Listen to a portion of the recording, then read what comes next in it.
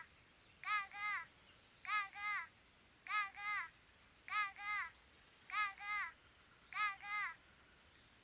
Gaga indeed, my friend. Gaga indeed. Goo goo, in fact. Goo goo gaga. Climb. Climb. Stand up.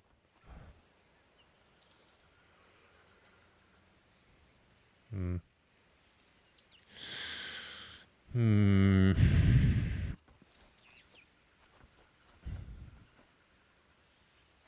I can't like jump from there to there, that's not a thing. Yeah, so there was one collectible here. At least. Don't know if there's another one though.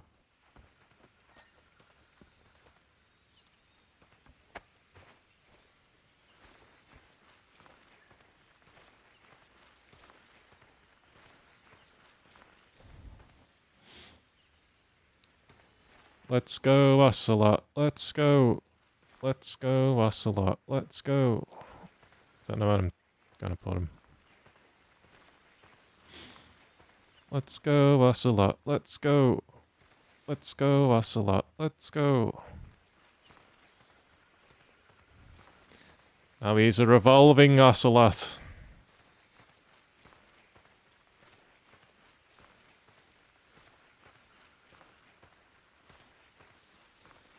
Poor guy.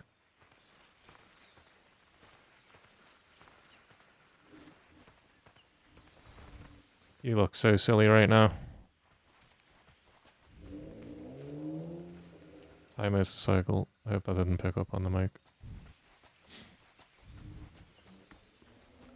Oh, is there something under the... No. Well, there were rats and things. Let's try this hatch.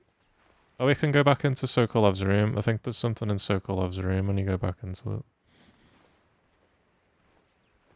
I know you don't you come back to this area in a bit and have all the guards ambush your ocelots, like you'd have another encounter with them.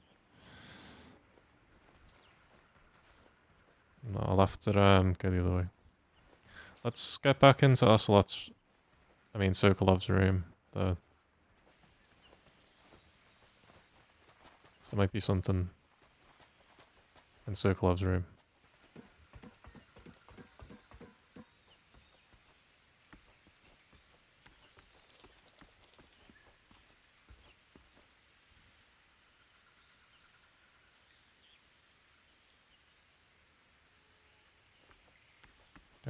Don't hang.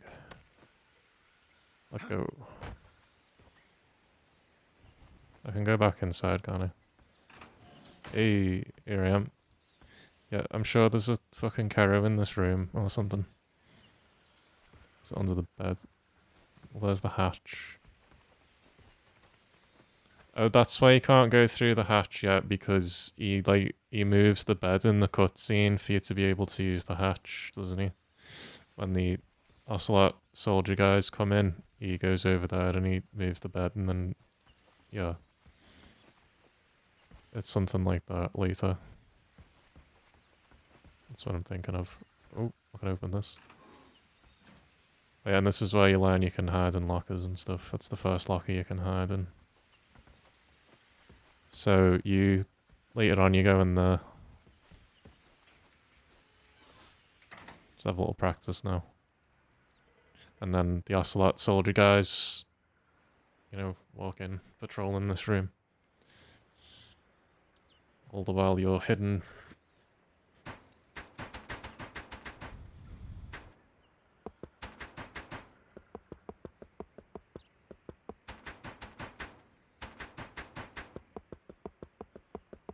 Knocking different parts of the locker makes different noises.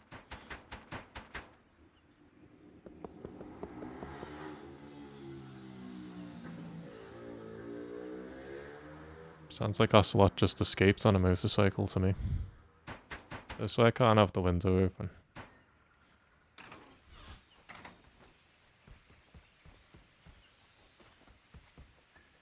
I have to have the window closed and boil and suffocate.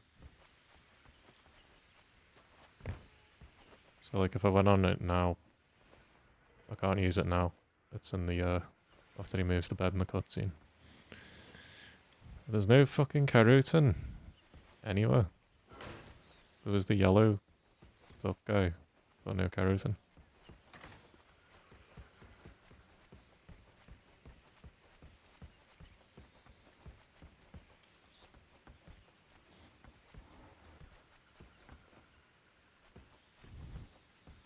Can I put Ocelot in that locker? The intrusive thoughts are winning.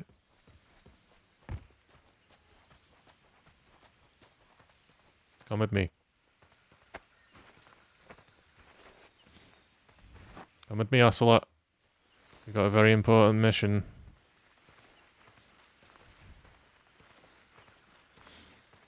It's a kind of virtuous sort of a mission. You like those, don't you?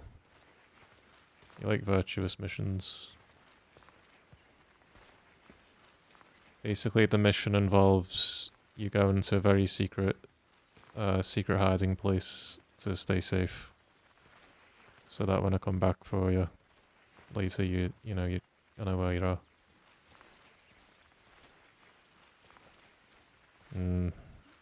There's no way to make the bodies go up in elevation, is there?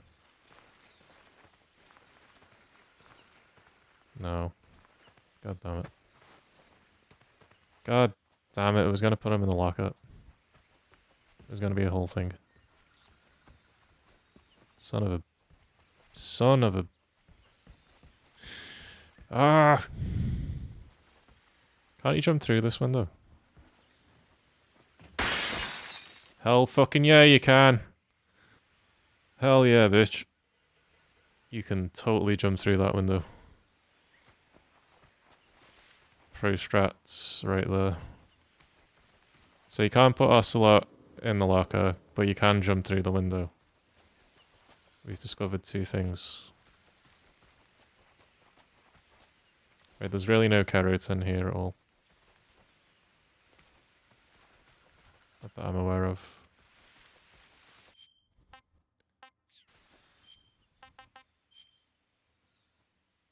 But there was a Gakko. We just gotta leave now the way we came. With a knife. Let's actually switch to our gun so we don't look ridiculous.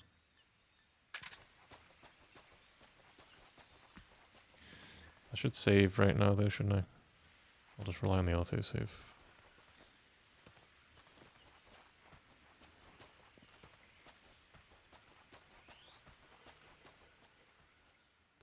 No.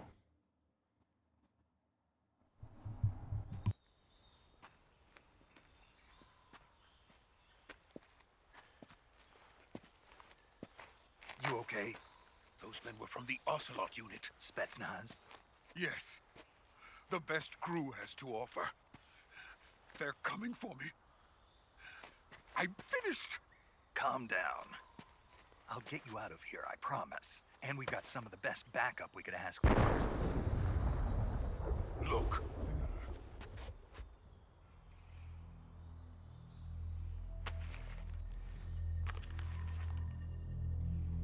That's what they were making you build? Yes. The Shagohod. The dreading behemoth. A tank capable of launching nuclear IRBMs. It can launch nuclear missiles from that kind of terrain? Oh, yes. And without support from friendly units. A nuclear-equipped tank capable of operating solo.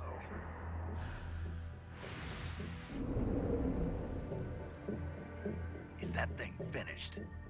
No. This is only the end of Phase 1. It won't be truly finished until we complete Phase 2. Phase 2? The weapon's true form. If it is completed and the Colonel gets his hands on it, it will mean the end of the Cold War. The end of the Cold War? Yes.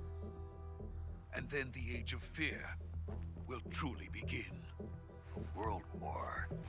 I had no choice but to cooperate.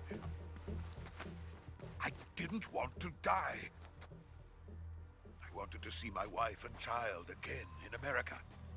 Please, take me to America, quickly. They cannot complete it without my help. Got it. Let's go.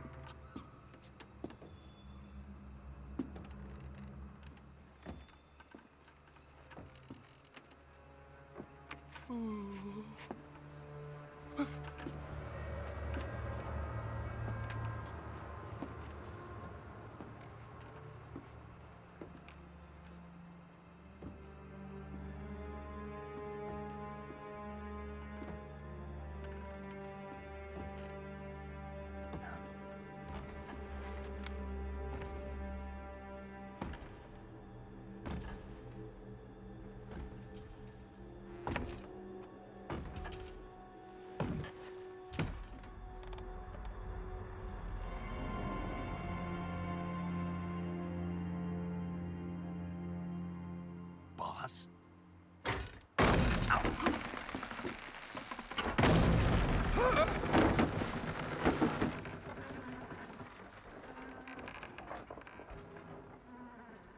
Good work, Jack. What are you doing here? Sokolov comes with me.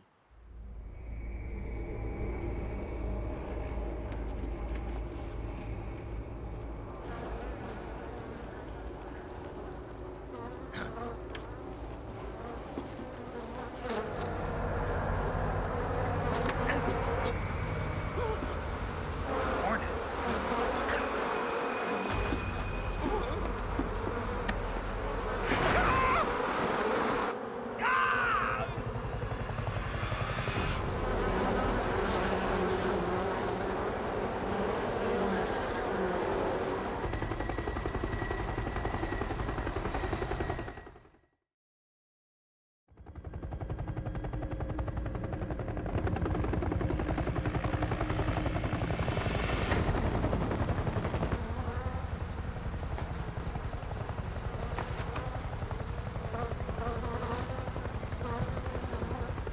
My friends, let us fight together again.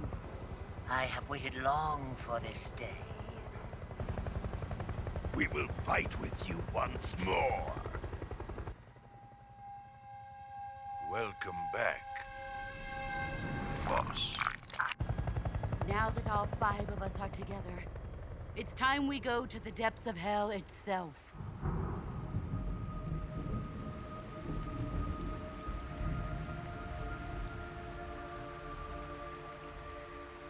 It's raining blood. Is he crying?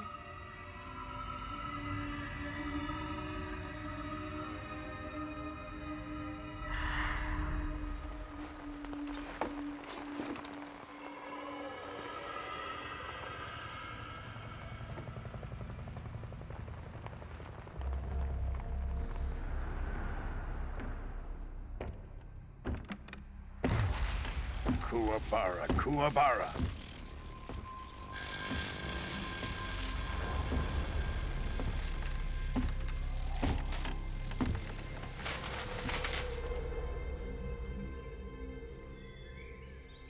Ah, what a joyful scene. Colonel Vogan. Welcome to my country. And to my unit.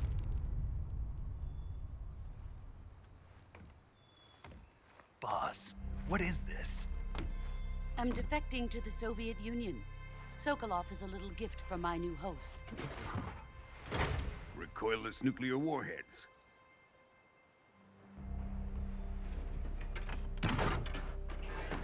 These will make a fine gift for me. This can't be happening. Who is he? Another one of your disciples? Are we taking him with us? No, this one is still just a child. Too pure for us Cobras. He has not yet found an emotion to carry into battle. What are you talking about? Think you can pull the trigger?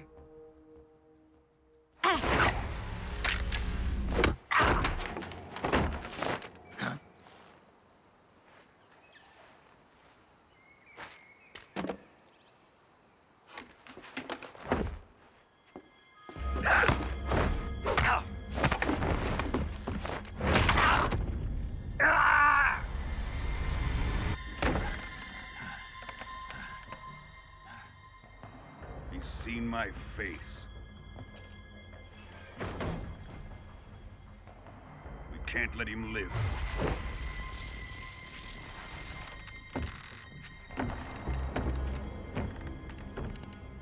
If Khrushchev finds out about this, we're finished.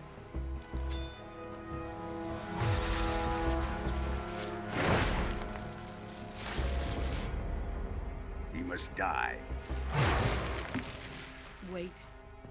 He's my apprentice. I'll take care of him.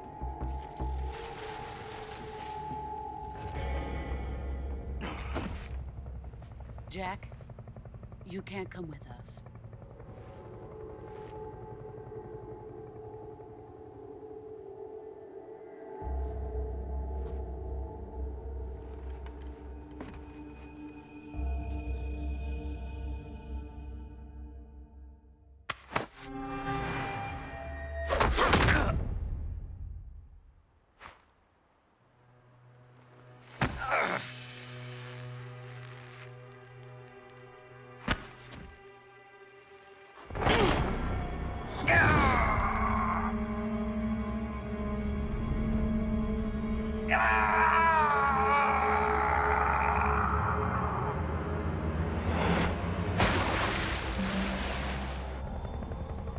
The new blood has been rejected.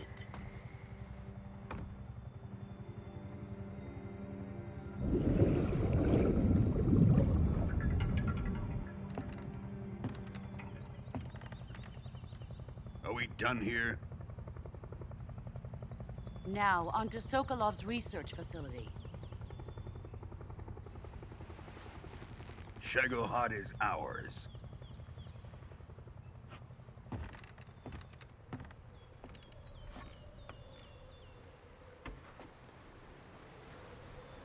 Drift away.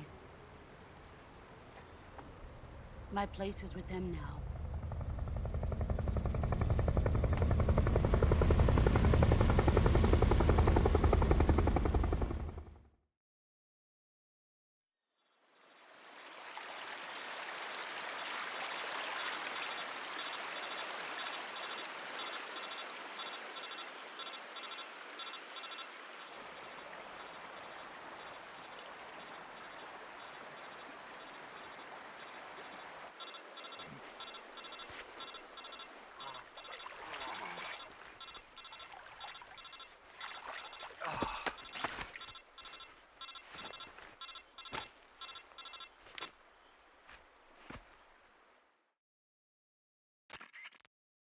Snake, can you hear me? Yeah. Just barely. Snake, listen to me. You need emergency medical treatment. Can you move? You've got to get those wounds treated. Hang in there. All right, let's get you fixed up. Paramedic? Okay, Snake. Just relax and it'll all be over before you know it. Stay with me. I've seen people in worse shape before. Think you can handle it? Major. The boss. She's defected. We'll talk about that later. First, we've got to get you patched up. Okay, here we go. First, open the Survival Viewer with the Survival Viewer button. If you select Cure, you can start the treatment. Healing is divided into two types of treatment: medicine and surgical procedures. Your injuries include a fractured left elbow and rib bone, and lacerations on your upper arms, right elbow, and abdomen. They need to be fixed using surgical treatment. Move the healing cursor with a movement stick to the affected part of your body, and press the enter button. Once you've selected the affected area, use the movement stick to select the medical item, and then press the enter button. With this method, you can use items to help your recovery process. To treat a bone fracture, first secure the affected area with a fastener and then wrap it in bandages. That should do it. For lacerations, you'll need disinfectant to clean the wound, sutures to stitch it up, styptic to slow the flow of blood, and bandages to wrap the wound. If you do everything I mentioned, the wound should heal completely. Understood? Yeah. Stay with me. Go into the Survival Viewer and treat those wounds.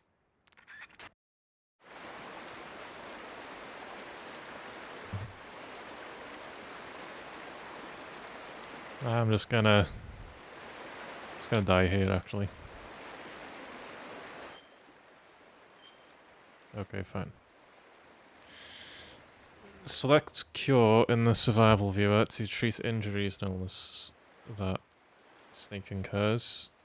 When seriously injured, your life gauge's maximum capacity will be reduced if you don't treat yourself. So see to your treatment as soon as possible.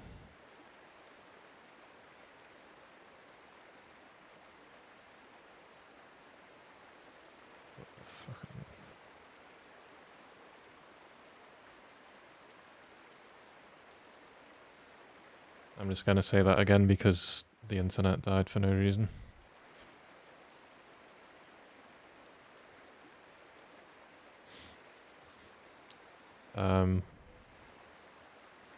Actually, that should have only... He's playing copyrighted music outside. Jesus Christ, it's far too noisy today. Select cure in the survival viewer to treat injuries and illnesses that Snake incurs. When seriously injured, your life gauge's maximum capacity will be reduced if you don't treat yourself, so CT treatment as soon as possible. Select the area you wish to treat, then choose the appropriate medical item from the list to begin the treatment. Carry out all the necessary treatments in order to completely cure the injury or illness.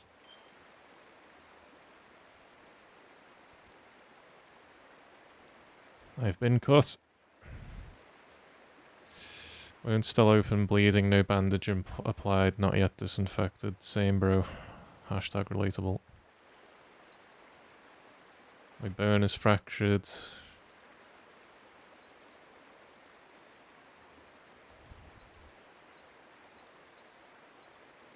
And some dire straits.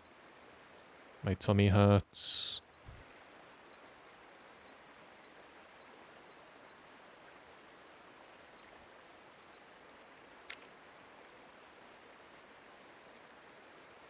Doesn't matter what order I do this in.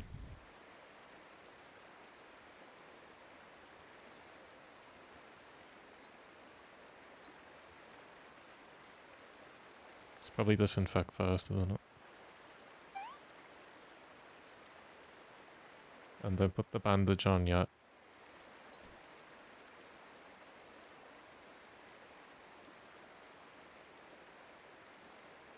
Styptic. Susha. And then the bandage last. So do that again. Disinfect. Styptic.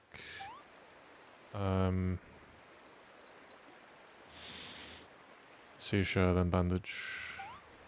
I think if you put the bandage on too early, it doesn't let you,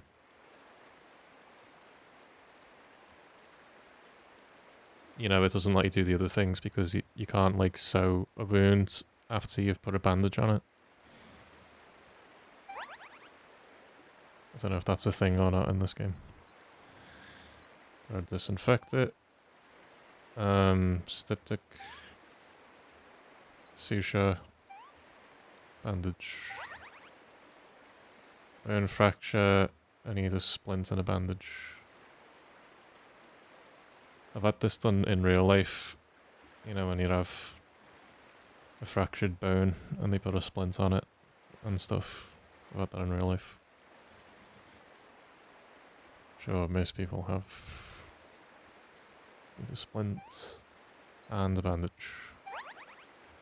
And another one, splint and a bandage. And I gotta disinfect. Styptic. Susha. And bandage.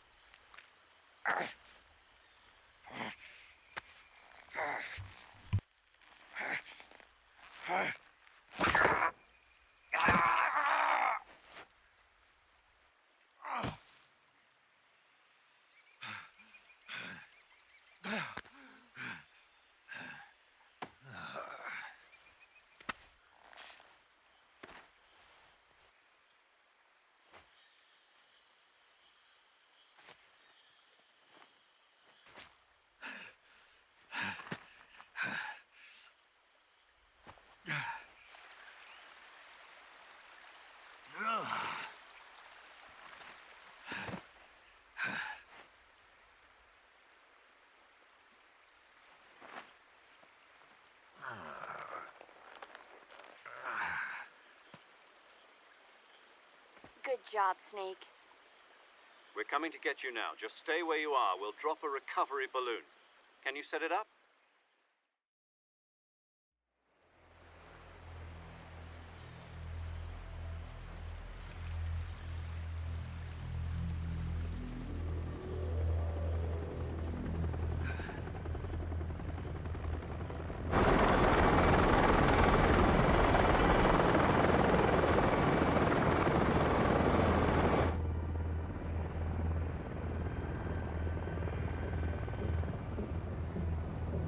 Shagohod.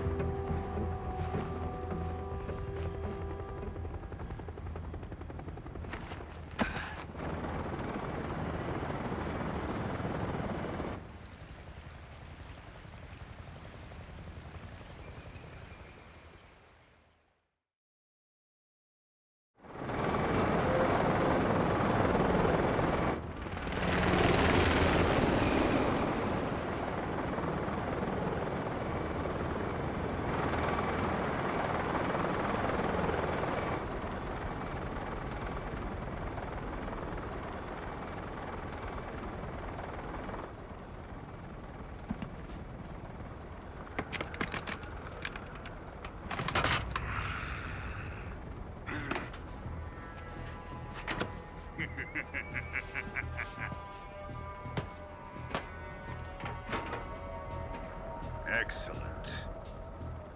A great success. Thanks to the boss and her cobras, I have both Sokolov and the Shagohod.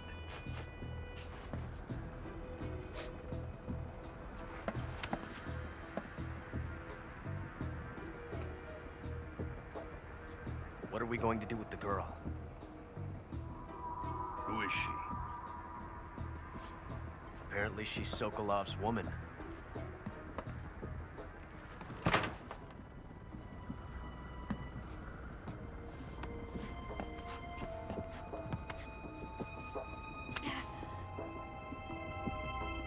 She's a nice catch.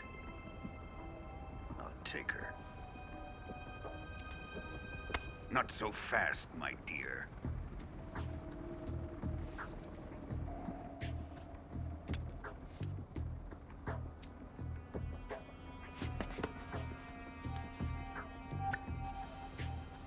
A kiss of death. Are you KGB? We may be able to use her.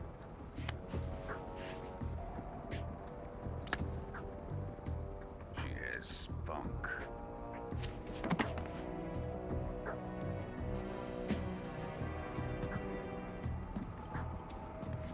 Shall we take her back to the base? Perhaps we should. We have no further use for Sokolov's research facility. I think it's time I gave this marvelous new toy a try. Colonel, even if they are our enemies, they're still our countrymen. But it won't be me that pulled the trigger. It'll be our friend, the American defector. You're going to nuke your fellow Russians? Remember the Alamo. Colonel!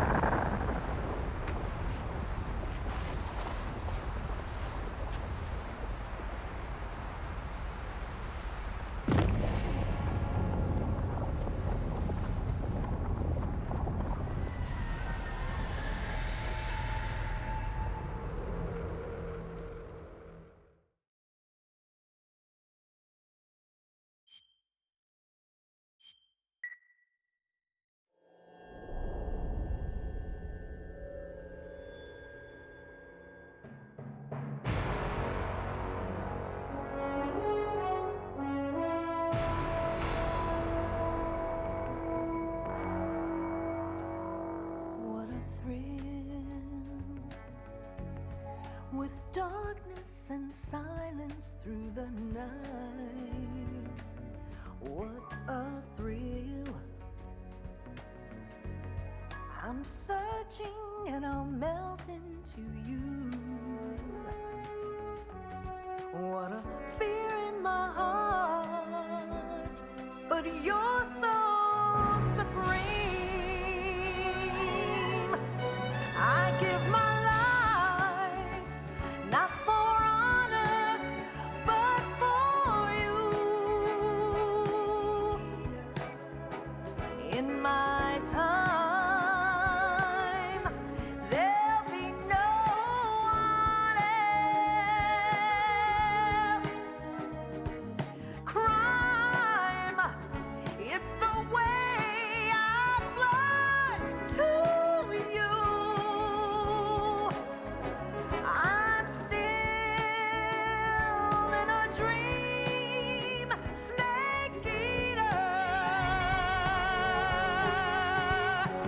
Someday you go through the rain, and someday you'll feed on a tree frog. This ordeal, the trial to survive, for the day we see new light. I give my life, not for honor, but for you. In my time, there'll be no one else. Crime, it's the way I fly to you. I'm still in a dream, snake eater.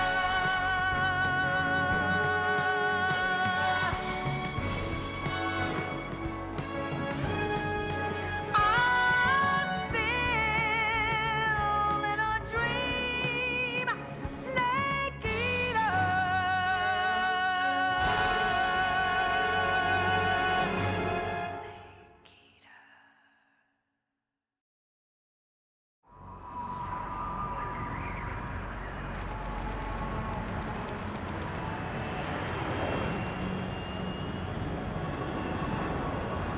Currently flying over the Arctic Ocean, altitude 30,000 feet, approaching Soviet airspace. Arriving at the designated drone launch point. Drone oil pressure and voltage are nominal. Payload oxygen supply is nominal. Power supply to payload antifreeze system shows no problems. No gusts. All systems go for drone detachment. Snake, we can't risk a halo jump this time around.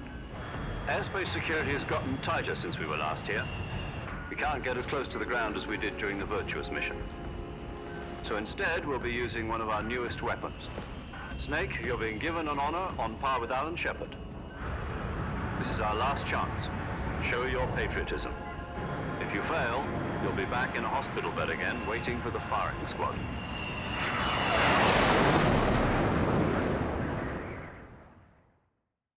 So how does it feel to be a patient in one of the most advanced ICUs in the world? Would you do me a favor and tell the suits about visiting hours? I'll never get better with them assaulting me day and night with their questions. Must be part of the top brass's inquiry. More like an interrogation. According to them, I'm a traitor and an accomplice to the boss's defection. They're just looking for a scapegoat. Does that mean they're after you, too? Let's just say neither one of us is going to be made a national hero out of this. Does this mean Fox is going to die? No. This fox is still one step ahead of the hounds. The reason I came to see you today, Jack, it's time for Fox to clear its name. What are you talking about? The situation has changed. We've still got a chance to come out of this one alive. Yeah, what kind of chance? Don't get too excited. Here, have a cigar. It's Cuban.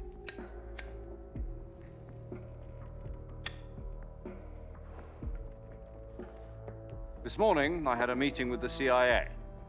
They decided when they're going to execute us? No. Something even bigger. Yesterday, the White House received an unexpected call. President Johnson? Yes, I hear you, Mr. Chairman. It was a hotline call from Khrushchev to President Johnson. From the head of the Soviet Union? That's right. A few days ago, one of our country's main design bureaus, OKB 754, was destroyed in a nuclear explosion. At about the same time, our anti-aircraft radar picked up a signature that appeared to come from one of your military aircraft. Does any of this sound familiar to you? In retaliation, I have placed our armed forces on secondary alert. Depending on your response, I may be left with no choice but to order the military to maximum alert and unleash Armageddon. With the help of your predecessor, I was able to survive the Cuban incident. But my power is not as great as it once was. If I am to survive this crisis, I must have your full cooperation. I should have contacted you myself. Did you know that one of our soldiers defected to your country a week ago? No. So you haven't heard then. The man who arranged the defection was a GRU colonel by the name of Yevgeny Borosovich Volgin. Volgin? Of the Brezhnev faction. Go on. Who is the soldier? Her name is the Boss. She's a living legend. During World War II, she was the one who led us to victory in that war. In Russia, you know her as Voyevoda. You mean the Boss? The mother of your special forces? Yes, that's the one. And she took 2 miniature nuclear shells along with her. The Boss took 2 miniature nuclear shells? I'm afraid so. I believe they were a gift for her new hosts. The Davy Crockett Atomic Battle Group delivery system was completed 2 years ago. But serious problems were found with the launcher's range and precision. Although they were mass-produced, they've never been deployed in battle. But Sokolov's research facility was completely wiped out. The whole area is polluted. I can only offer you my deepest condolences over this terrible tragedy. So, the Boss, with Colonel Volgin's help, stole 2 experimental nuclear shells and took them with her as gift when she defected.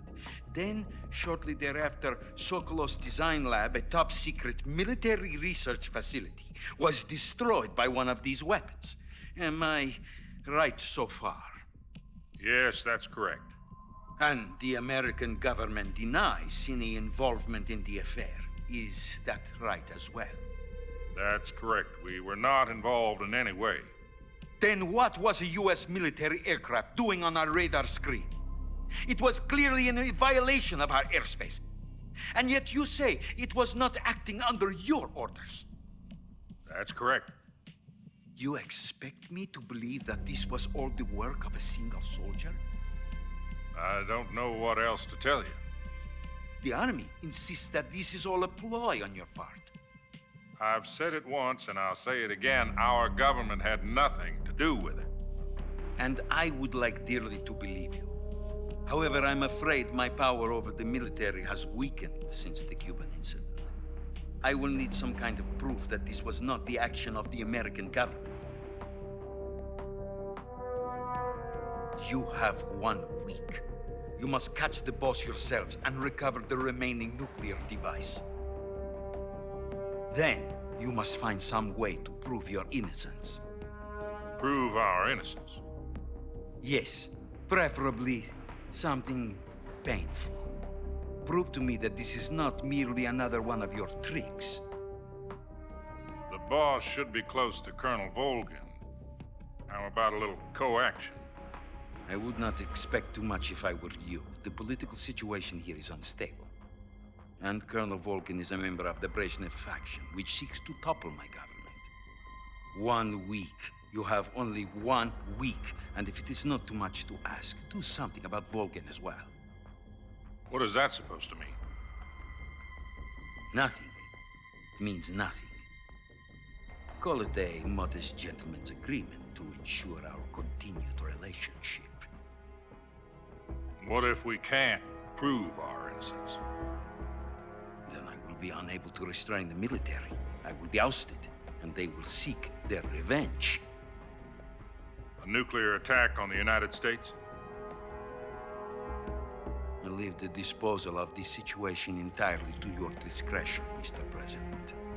Disposal, If you fail, it will mean the beginning of a new world war. To put it simply, in order to avoid a full-scale nuclear conflict, we have to prove that America was not involved in that explosion. And eliminating the boss ourselves will prove America's innocence? Right.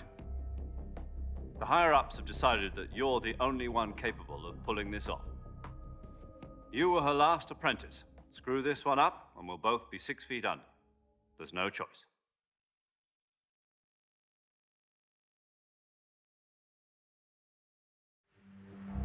Are the Russians going to be helping us? The KGB has promised to lend us one of their communications satellites so that you and I can talk to each other. That's it? They've also put us in touch with a couple of insiders. Insiders? There was a defection in September 1960. Do you remember it? You mean the 2 NSA codebreakers who went over to the Soviet Union? Precisely. Since then, they've apparently been training with the KGB for exactly this kind of situation. Their code names are Adam and Eva. I've been told that Adam has infiltrated Volgin's ranks. We've also arranged for him to provide you with an escape route. You'll need to rendezvous with him when you get there.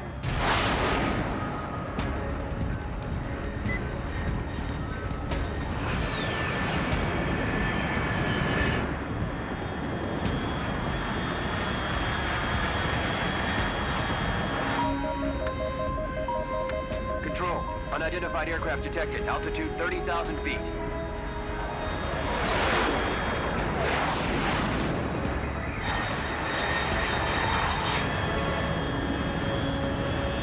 It's fast.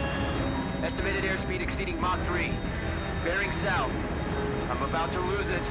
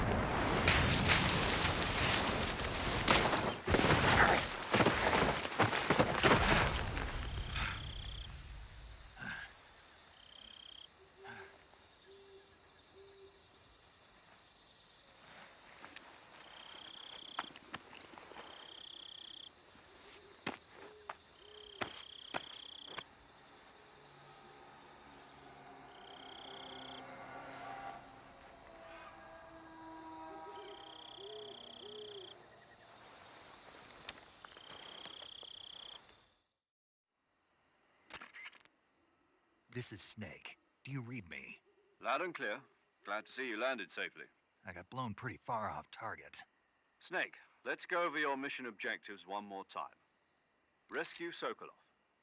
Find out what's happened to the Shagohod, then destroy it. And finally, eliminate the boss. Eliminate the boss? This mission will be codenamed Operation Snake Eater. Because I'll be taking on the boss in our Cobra unit, right? Don't forget about Colonel Volgin. I'm not a hired killer. I know, but that was the Kremlin's demand. Demand? You mean it wasn't just a request? What's it to us if the Khrushchev regime is threatened by the Colonel and his faction? If supporting the current regime helps us avoid a nuclear exchange, then that's what we'll do. And what are the CIA's demands? Our priorities are the rescue of Sokolov and the destruction of the Shagohod. Roger that, Major Tom. Hold on, Snake. What now? I'm changing my code name. It turns out Tom wasn't the most auspicious choice. What do you mean? Well, the truth is, when I chose my code name, I picked the wrong one. The wrong one? Did you ever see the movie The Great Escape? It came out last year. Oh, must have missed that one. Anyway, it's based on a true story about prisoners who escaped from a POW camp in Nazi Germany. The prisoners dig 3 tunnels as part of their plan, but the Nazis find 2 of the tunnels before they're finished. The prisoners succeed in escaping by using the last remaining tunnel. The names of those 3 tunnels were Dick, Harry, and Tom. I get it. You used the name of the tunnel they escaped in as your code name because you thought it would bring you good luck. Yes, that's exactly right. At least, that was the plan. But I got the name wrong. The one they escaped in was Harry. Tom was one of the unlucky tunnels. It was discovered by the Nazis before it was finished. I watched the movie again just to make sure. In fact, I even ordered the actual film from the movie company. yeah, it doesn't sound like the greatest name to use. So what should I call you? You know, let's just use Zero, like we've been doing all along. All right, then. Major Zero it is. We'll start over from square one. From square 0. My frequency is 140.85. Oh, I almost forgot. Paramedic is with us again on this mission. Is this... If we fail, she'll have her medical license revoked. It's more or less the same kind of fate. Her frequency is the same as during the Virtuous mission, 145.73. She'll be recording your mission data as well, just like the last time. That frequency is also the same, 140.96. And there's one more person on your support team. His name is Mr. Sigint. He's an expert on the latest in weapons and equipment technology. You'll be going up against some of the world's most advanced weaponry when you infiltrate the research facility. If you have any questions, just ask him. His frequency is 148.41. Mr. Sigint. Got it. Adam, your KGB contact, is waiting for you at the abandoned factory up ahead. The same factory Sokolov was being held in last week. Yes, meet up with Adam first. He's cleared the way for you to rescue Sokolov. How will I know this Adam guy when I see him? You'll know once you reach the factory. The whole area's been polluted by the fallout from that nuclear blast. No one else would dare come close. The password is, "Who are the Patriots?" and "Lali Lule Lo." Lali Lule Lo. Gotcha. You've been equipped with a 45 for this mission. Be careful, it's noisy. I thought standard Fox procedure was procure on-site weapons acquisition. The circumstances are different this time. You're now on an official mission for the United States government. It would be necessary to make your presence known to a certain extent, to the Khrushchev regime at the very least. But remember, this is still a sneaking mission. Snake, if you fail this mission, it will mean an all-out nuclear war. Keep that in mind and proceed with extreme caution. Understood. Commencing Operation Snake Eater.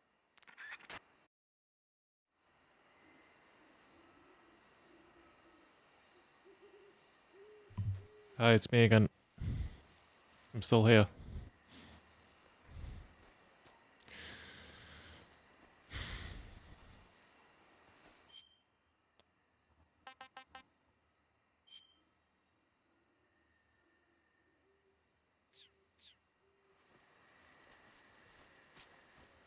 Is all my food spoiled? I got no food. I never ate the live snakes. What a waste. Hey, face trucking. There you are. I still got me calorie mace.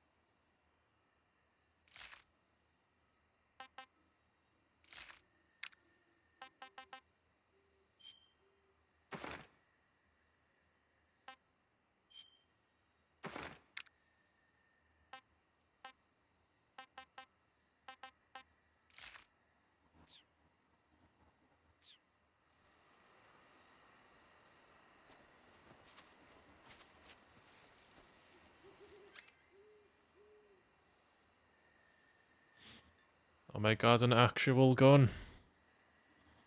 We have an actual gun this time. The Colt 45. He did tell me that I had that on the radio. He did say that. I'm trying to do a mostly non-lethal run if I can help it, though.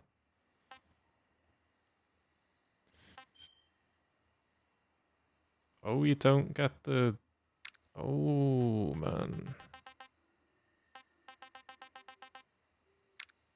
I thought you just kept the tranquilizer pistol. Do you just not keep that? Oh boy. Well, so much for a non-lethal run then. Let's just use melee a lot. I also can't tranquilize this snake. I'm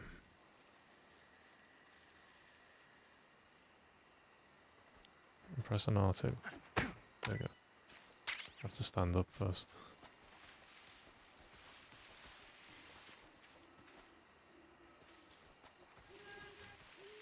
It's fucking traffic, man.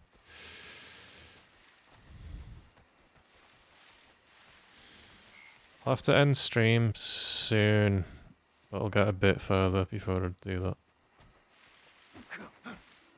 Well, I don't have to, but rather not burn myself out too much day one. Where was that snake I was gonna... I need some food in case I need it later.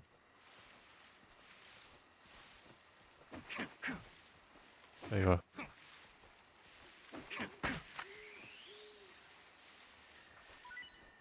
Kicking snakes. Should have called this game Snake Kicker. Am I right?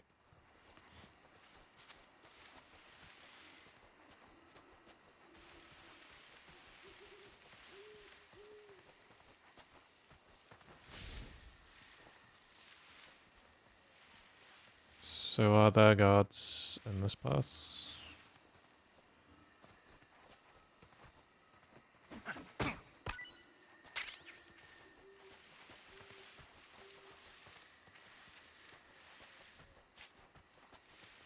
I see a collectible. Did you see it? Did you see the collectible? I saw a collectible. There he is. Look at him. It's a little frog.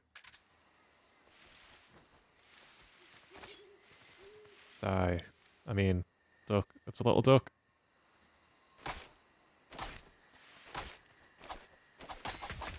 Son of a...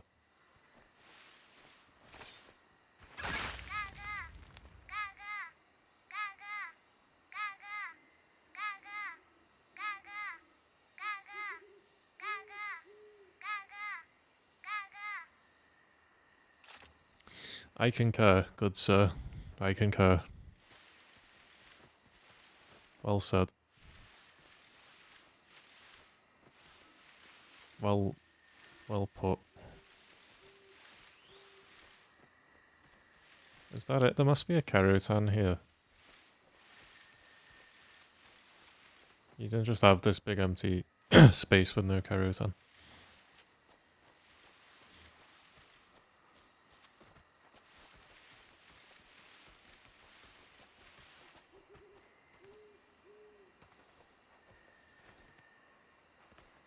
Can't climb that, can you?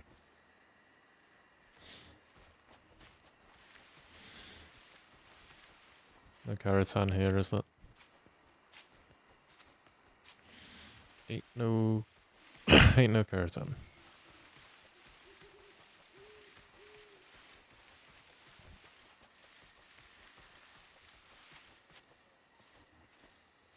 No, just that. It was just that duck. There's some fruit though. Have some fruit. Do I want to waste my bullets on some fruit?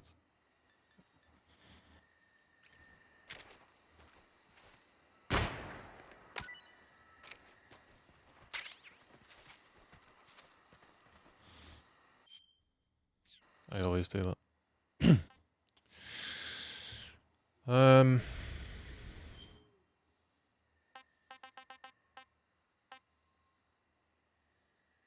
You can use the food as a weapon. Oh yeah, that's how you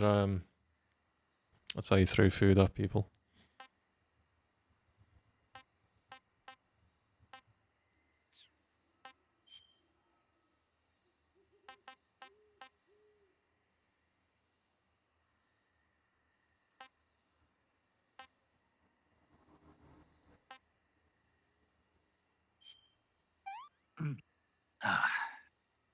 I'm gonna puke. I'm gonna puke.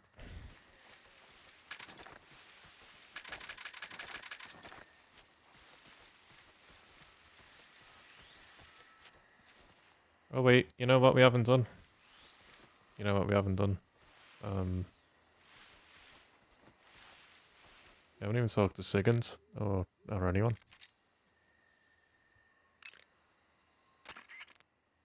Snake, your first task is to meet up with Adam, the contact provided by the KGB. The rendezvous point is the abandoned factory to the north of your current position. Head north. The abandoned factory. That's where I met Sokolov during the Virtuous mission. Correct, but we can't afford to have the same thing happen this time. I know. Oh, so this is the part where you fight the Ocelot unit and Sokolov, and you meet Eva and all that. That's what this is. Like the Virtuous mission, Operation Snake Eater is a solo sneaking mission. There are no units in the field to back you up. Avoid engaging the enemy whenever possible. Your first priority is to remain unseen. Use the camouflage option in the survival viewer and choose your camouflage wisely. Proceed with caution. Unlike the Virtuous mission, this is a night operation. You'll get lost more easily in the dark, but it'll also make your camouflage more effective and make it harder for the enemy to see you. On the other hand, it will also be more difficult for you to see them. You'll also find that different animals are active. Some of these nocturnal animals are poisonous, so stay alert. Paramedic is with us again to provide information on the local plants and animals. Give her a call if there's anything you need to know. We're asking about this fruit. Paramedic. Snake, it's so good to hear from you again. Same here. It's been a week, hasn't it? 4 days, actually. Huh? I visited you in the hospital. You were still unconscious, though. Then you must have seen me naked. Yeah, but you were all wrapped up in bandages and tubes, so I couldn't do anything but look. Better luck next time. Let's hope so. But seriously, don't forget that you were like that until just yesterday. In fact, you really shouldn't even be on this mission. Keep an eye on your stamina gauge. If you start to run low, don't push yourself. Eat something to replenish your stamina. And try not to get yourself hurt. If you're wounded or get bitten by a venomous animal, go into the survival viewer immediately and treat yourself using Cure. Yeah. I can see you still know how to nag. You're welcome. And I can see you still don't know when to keep your mouth shut. Maybe so. By the way, I heard you're going to lose your medical license if this mission fails. Yes, there was talk of that, but the mission won't fail, will it? Of course not. Good. I believe in you. But you know what? I really don't care about my medical license. Didn't they use that to force you to participate in this operation? No, I volunteered. Why? So that I could watch over you. Huh. Snake, you're the best agent I've ever seen. But you push yourself too hard. You're reckless. Someone has to stop you from getting into trouble, to make sure you and the boss don't kill each other. So that's why I volunteered. I mean, you couldn't ask for a better guardian angel than me, right? Thanks. Stop right there. Huh? You can thank me when you get back. All right. Yeah, but, you know, I just had this fruit and I wanted to know about the fruit, so tell me about the fruit. Snake, unlike the Virtuous mission, this is a night operation. You'll be encountering nocturnal animals that you didn't encounter your last mission. Some of them are venomous, like the king cobra, so be careful. If you get bitten by a venomous animal, the poison will spread through your body and rapidly drain your life gauge. If that's the case, go into the cure screen and survival viewer immediately and inject yourself with serum. Got it? Alright. If I have to. Let's call paramedic again. I see you found a Yabloko Maloko. Yablo, what now? Yabloko Maloko. It's a Russian name that roughly translates as milk apple. It's a type of star apple. The juice is thick and sweet, like milk, hence the name. And if you cut one in half lengthwise, you'll see a star-shaped ring radiating out from the center. Hence the star apple. Right. The star-shaped part has a gelatinous texture and is said to be especially tasty. Sounds useful. You're welcome. For once. Did you say something? No, back to the mission.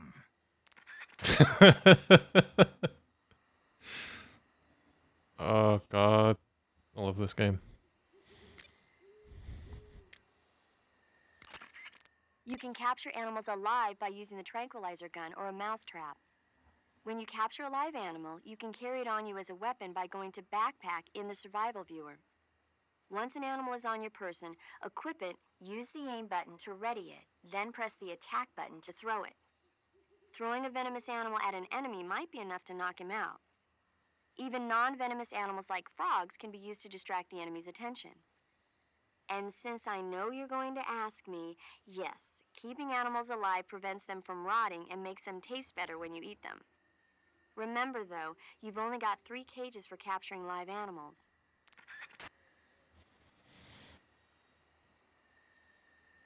She said aim button then. Was that added in? Did the original have an aim button? I feel like they've edited the dialogue like when earlier when she said 2024 instead of 2004 about Godzilla's anniversary. Like I feel like they've also recorded little instruction edits as well with the original cast, which is really, really cool.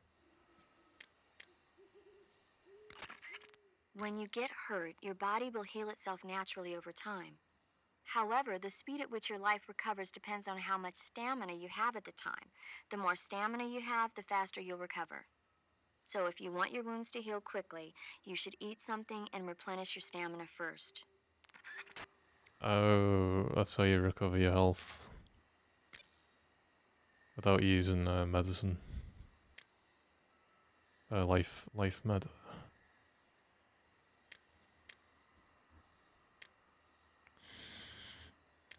She got anything else to say?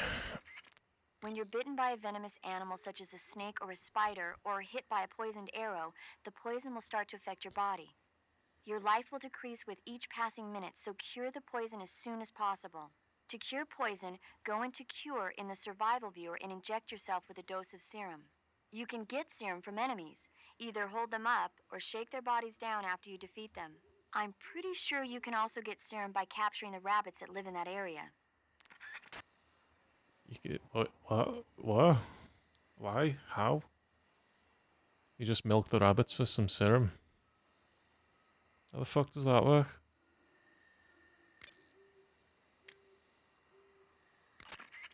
Paramedic. What's up? Are you a medic or a doctor? I'm a well-respected physician, or I was until I joined the CIA. How is your reputation? My what? Your reputation. Oh, that. How was it? Why? Don't you trust me? That's not what I meant. Fine then. Uh-huh. So? So what?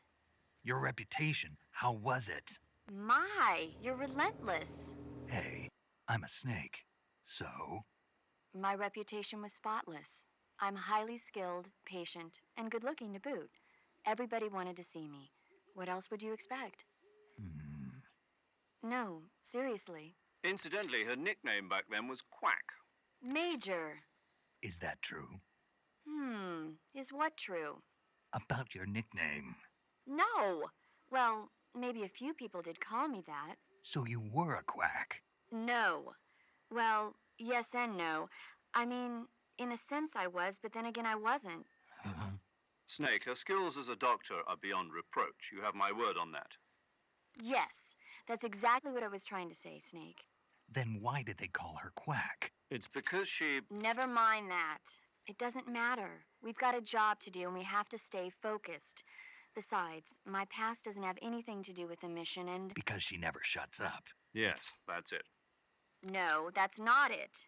Snake, tell him that's not true. Say something. I'd better get back to the mission. Yes, you do that. Just a minute. Snake, don't you hang up on me. I've never heard that before. That was amazing. I've never heard that one before.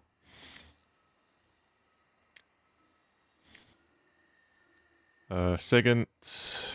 Doesn't Sigint end up being the DARPA chief in Metal Gear Solid 1? Something like that. Yo! You're Snake, aren't you? And you're Sigint? None other.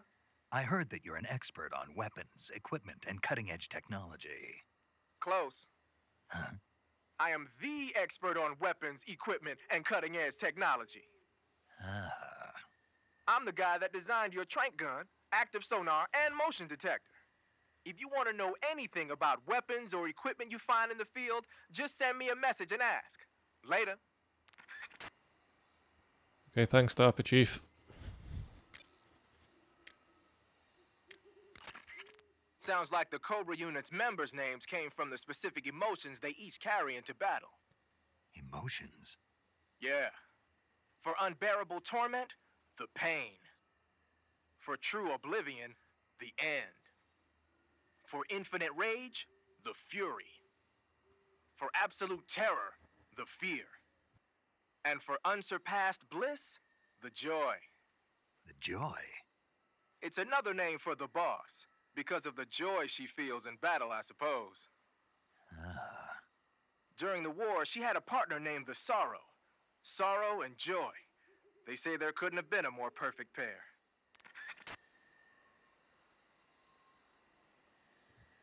The fear! The fury! The pain! The end! The joy! The sorrow! The pigeon!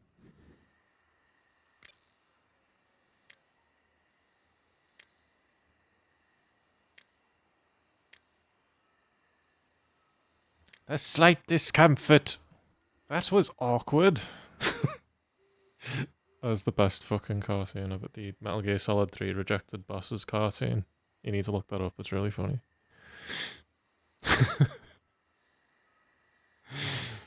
The slight discomfort. One of the bosses is called the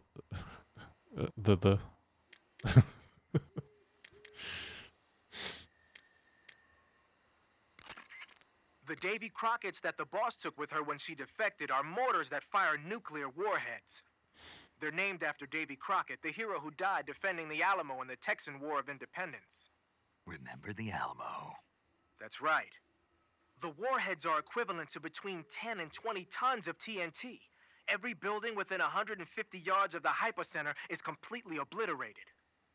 But the warheads the boss had with her were some kind of experimental super bomb. So they're actually even more powerful than that. I don't even want to think about what happened if she used it again. Snake, you know what you have to do. Yeah, I know. I'm gonna give her a big hug. Tell her everything's okay. She doesn't have to be a Cobra anymore.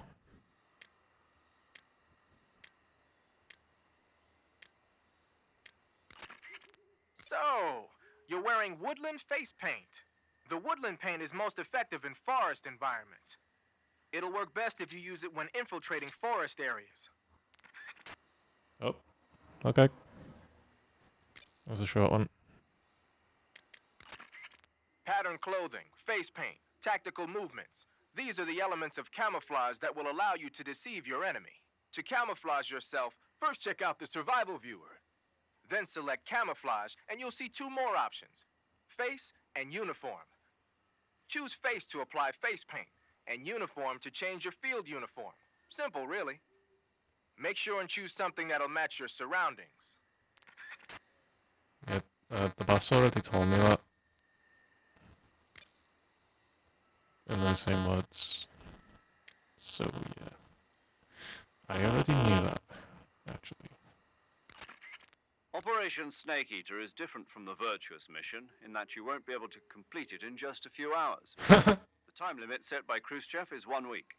Within that time, you'll have to rescue Sokolov, defeat Volgin, destroy the Shagohod, and... I know.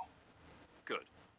In any event, you'll not be allowed to return until you've accomplished your objectives. Survival in the field will be critical in this mission, and the most important survival technique of all is, of course, finding food. You can get food in the same way you did during the Virtuous mission, by capturing it. The enemy presence in that area is still light. You should try and get as much food as possible while you can. Right. Snake, let's go over the controls for CQC one more time. Press the CQC button once to throw a punch. Press it repeatedly to launch a combo attack. CQC doesn't really start to shine, however, until you grab an enemy. Press and hold the CQC button to grab the enemy. Use the movement stick at the same time, and you can knock the enemy to the ground. If you don't move it, you can get behind the enemy and hold him prisoner. When you're holding an enemy from behind, he'll be almost completely helpless. From there are a number of things you can do. By pressing the action button, you can slit his throat using your knife. By moving the movement stick along with the CQC button, you can knock him to the ground. You can also choke the enemy by tapping the CQC button rapidly. You can either render him unconscious or kill him outright. It's up to you. If you keep the CQC button pressed, you can move around with the enemy in your grip. You can also press the aim button to use the weapon you have equipped. The enemy will be hesitant to attack as long as you're using one of their comrades as a human shield. Use that moment of hesitation to attack. By pressing the interrogate button, you can interrogate the enemy. You might be surprised at the things you can learn. But stay alert. While the enemy is nearly helpless in your grasp, if you give him a chance, he'll turn the tables on you. You can only grab an enemy using CQC when you're using a weapon that will allow you to reach out with your right hand, such as the survival knife, a handgun, or your bare hands.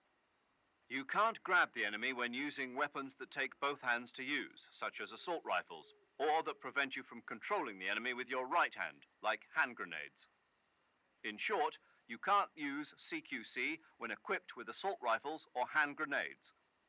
You can tell whether a weapon is compatible with CQC or not by looking at its icon.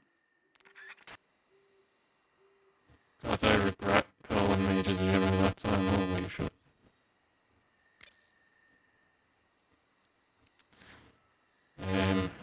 That's enough. How are you guys? You all stop talking now. Let's try out these thermal goggles. Which is the other thing.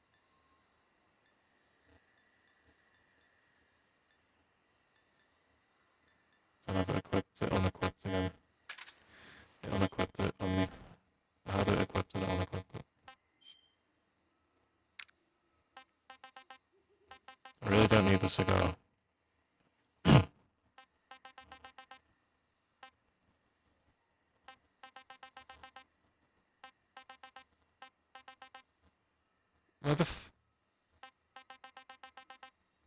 Where the fuck are my thermal goggles? Did you seriously take them away from me? Wow. I lost my thermal goggles. I'm in a nighttime scenario and I've lost my thermal goggles. God damn it. Now that I actually need them. I don't have them anymore.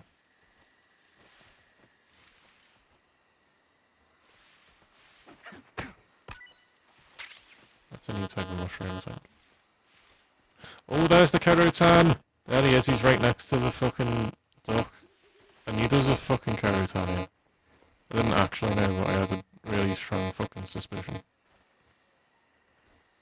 He's got it, dog. He's got it, I gotta get him. Well, I didn't fucking walk ahead. Son of a bitch. I'm gonna have to shoot him with a gun, aren't I? Blow his fucking froggy brains out.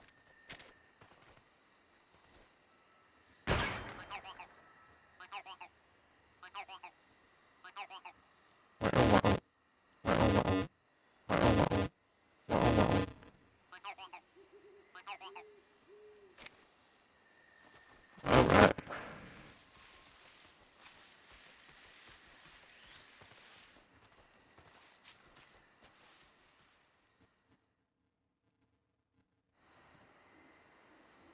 It's the swamp with the alligators again. Isn't it?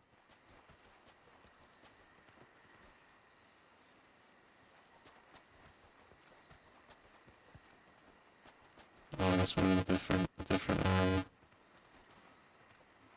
Actually, this is where all those guys were.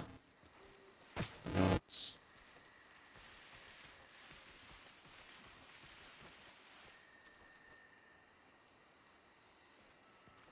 Sneaky Joe.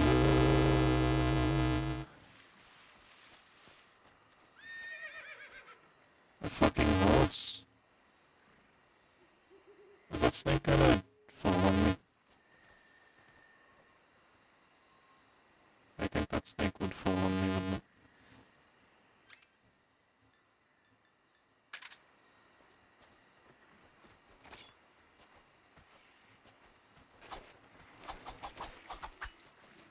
Son of a bitch.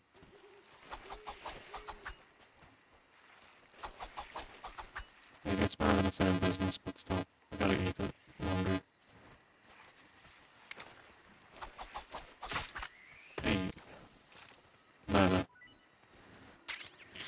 Murder the defenseless animal. Again.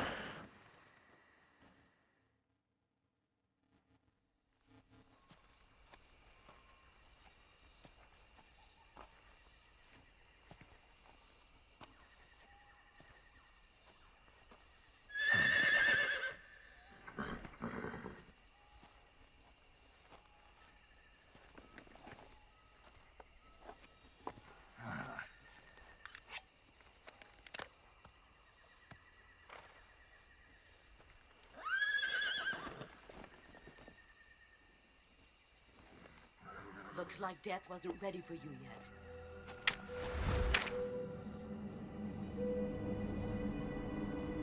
Boss. That arm still hurt?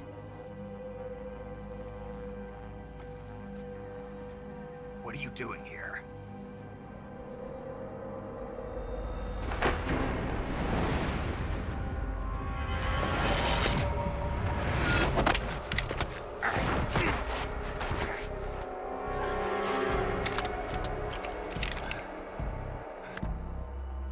Go home.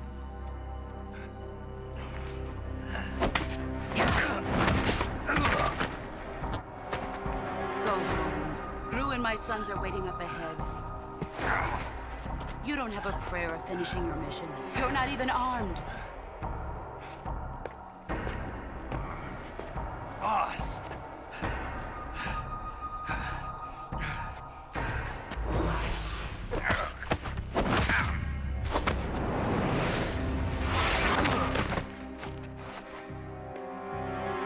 I'm not your boss anymore. There's nothing for you here. Go home. Go back to your boss. There's no need to prove that you are virtuous here. This isn't America.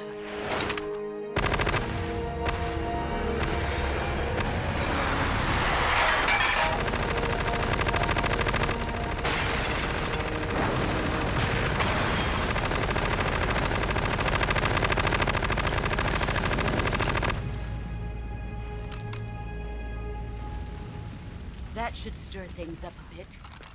You'd better hurry.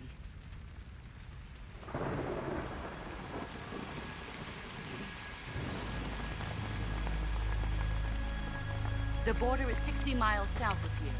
You ought to be able to run that far.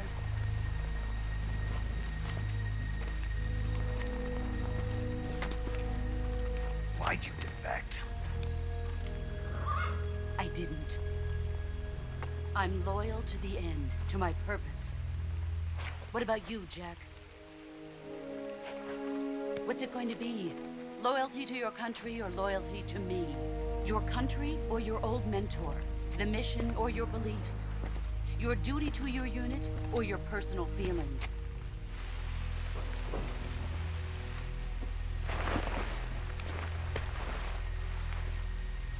You don't know the truth yet. But sooner or later you'll have to choose. I don't expect you to forgive me.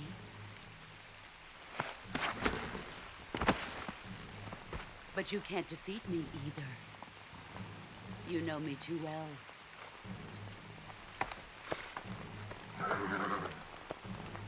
Just look at that bandana. If you can't put the past behind you, you won't survive long.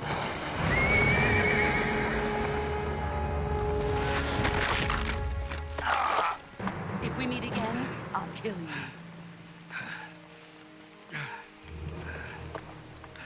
Now, go home.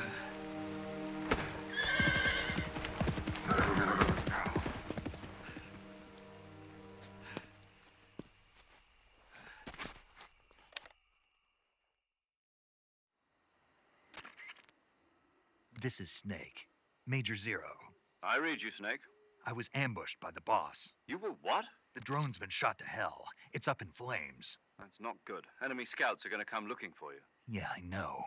But what was the boss doing here in the first place? There's got to be a leak somewhere. No, that's impossible. The man the boss is working with, Volgin, isn't exactly on speaking terms with Khrushchev. I lost my gun. The boss destroyed it. Snake, I know how you're feeling. It's hard for me to believe, too, that a legendary hero like the boss would go over to the Russians. That she'd double-cross us like this. But that's how it is, and if you don't accept it, you'll never be able to beat her. That's not the problem.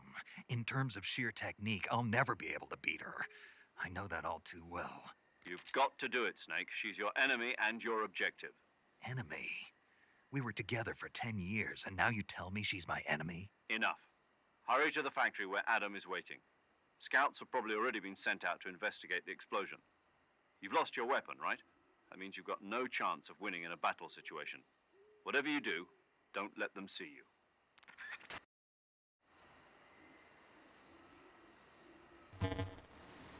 I'll try. I'll certainly try. But I think they'll see me.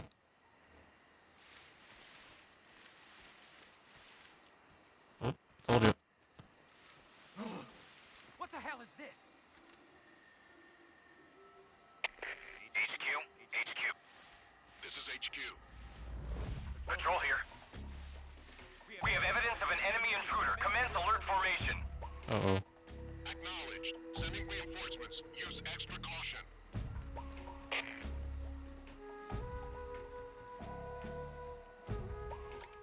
I ain't got no gun. Got a stun grenade, I could use that.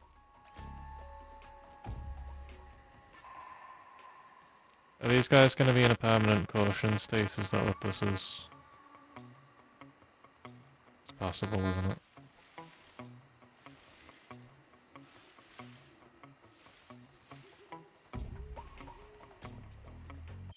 Why'd you say Pigeon?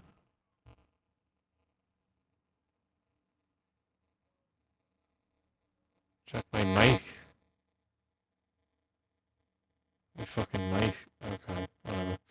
I'm just gonna stop then if there's a recording issue. I'm just gonna stop.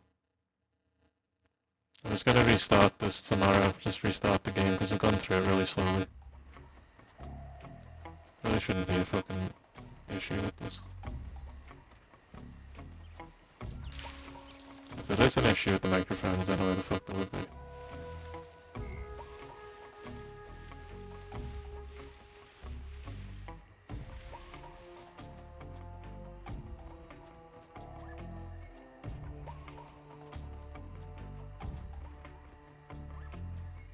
It's doing that again. Well, this footage isn't usable. That's great. I've just wasted my own time.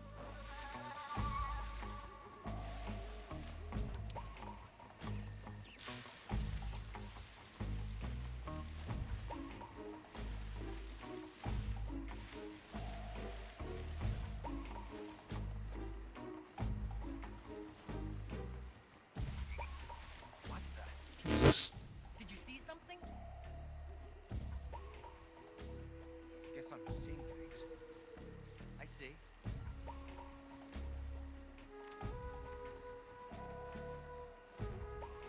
He's gonna find me.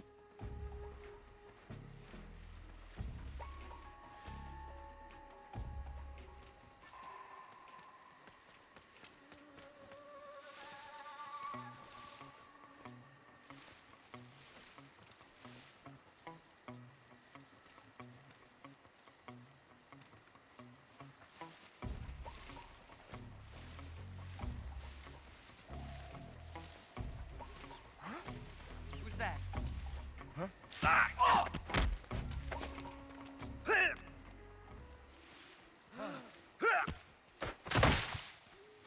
Who's that? Shit. Radio, call HQ. Oh well.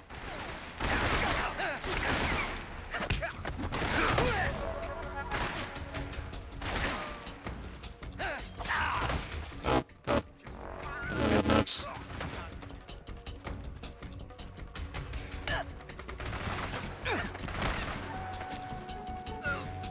Take one of you with me.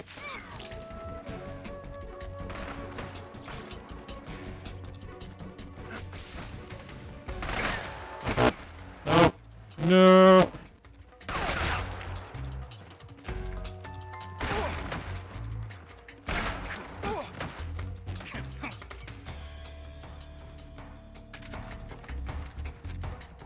No! Ah! Stop it. Son of a bitch.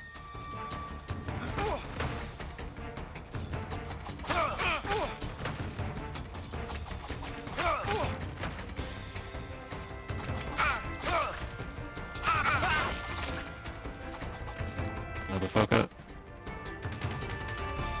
Alright. Well.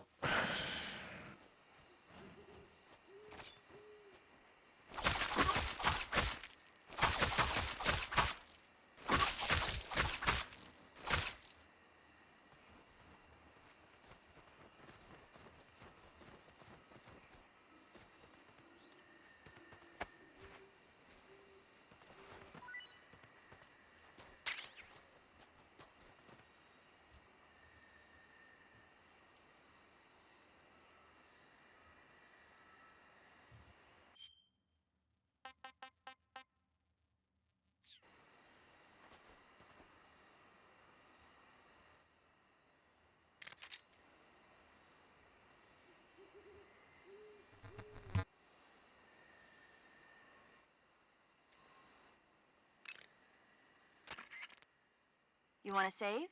Hold on a sec. Hey, Snake, have you ever seen Forbidden Planet? No, can't say I have. It's about this expedition that goes to the planet Altair 4 in an ultra-fast spaceship. When they arrive, they meet the survivor of the last expedition, Dr. Morbius. Dr. Morbius was exploring the planet along with his daughter Altera and the versatile Robbie the robot. Ignoring the doctor's warnings, the expedition team is suddenly attacked by an invisible creature called the Monster from the Id. The special effects they used for the science stuff were really neat. I wish I had a robot like Robbie that could make anything I wanted it to. I'm more interested in that invisible monster. If I were invisible, I wouldn't have to bother hiding or wearing camouflage. Maybe someday you'll be able to turn invisible. Yeah, that'll be the day.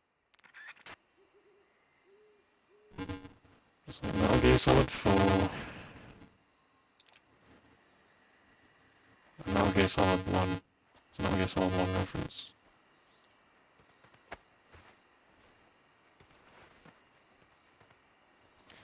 Okay, so tomorrow I'm just gonna restart this because this is a fucked up recording. Recording's all fucked up.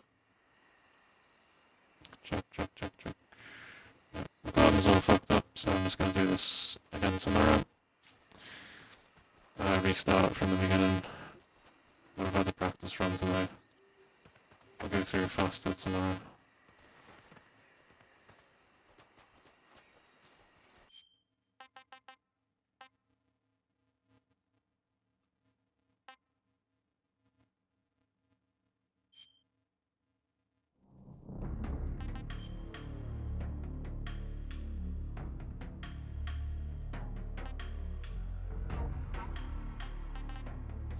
I'm actually safe.